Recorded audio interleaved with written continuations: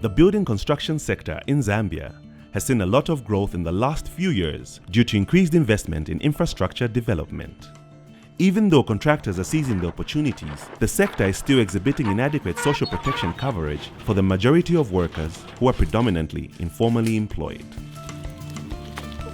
These people, when they fall sick, they have to pay for their medical fees using their own money.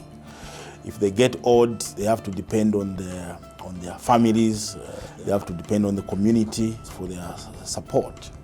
Not only is this hindering growth of enterprises and employment creation in the sector, it is hindering business growth in the economy at large. The end result is that when you get injured, you have nowhere to run to. The end result is you are just disposed of like someone who has not even contributed to the well-standing of a particular company.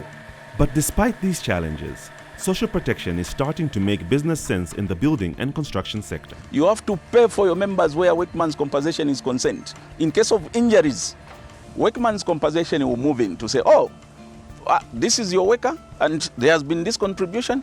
So we are going to take over now to take this person to the hospital, to do whatever is required. It won't be a burden to you as an employer. You shift now your burden to workman's compensation. This has been through rolling out of awareness raising and capacity building activities to address the extension of social protection to the building construction sector by the UN Zambia Green Jobs Programme in partnership with government agencies, employers and workers' organizations. We have 8 projects that are being implemented under this program. And these projects are designed around these 4 key strategic objectives of rights, employment, social dialogue, and social protection.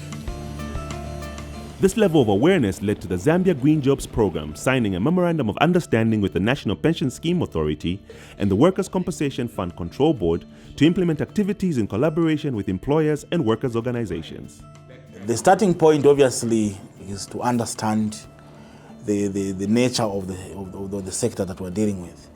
Of course, some preliminary studies were already done, and I think we have an idea of some of these issues. We began from having dialogue. We assisted government in bringing these 3 parties together because we wanted to show that all these stakeholders need to work together and also to show that there is a gap in terms of coverage in the informal economy, basing on the construction industry. The Zambia Green Jobs Programme has been able to demonstrate the need, benefits, and possibilities of extending social protection to the informal economy. International Labour Organization, of course, is our main partner. They have been carrying out, sensitization workshops throughout the nation. A lot of our members have now come to accept. They know this is for the betterment of the employer and the employee. The coming on board of the Zambia Green Jobs Programme has expanded our knowledge. At first, when a research was conducted, knowledge about social security, social protection was very scanty, but right now it has permeated over a wider cross-section of our members, and as it were, 261 have registered for both social security and social protection coverages. But that is not good enough, but it's just the beginning. In the construction sector, we recruited over 430 employers, and those 430 employers gave us over 2,050 members to the scheme. We seconded officers to go to specific areas where these people are operating, and our officers went there and registered them right on the spot and even issue social security cards. One day, 3 of us were cutting logs. While we were trying to turn one of the big logs, one of the guys let go of a log and rolled and crushed my finger. My employer took me to the hospital and helped me claim from the Workers' Compensation Fund Control Board. With compensation I was given, I was able to start my own business from which I'm able to take care of my family. Lessons learned under the program have continued promoting dialogue on policy options and models for extension of social security to the informal economy. There are other, probably more fundamental barriers that will need to be tackled if one wants to develop a more comprehensive nationwide plan for extension of coverage to the informal economy. In particular, the issue of the legal framework, the issue of the benefit scheme design, and the issue of financing.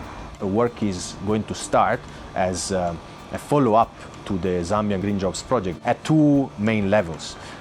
First, a kind of upstream scale-up or extension of the mandate of the Zambia Green Jobs Project work speaks to the building of a more comprehensive policy framework for the extension of coverage. The other area of work is more kind of downstream, additional sector-specific experimentation of innovation in the area of product design, financing and administration for the construction sector as well as more sectors in the informal economy.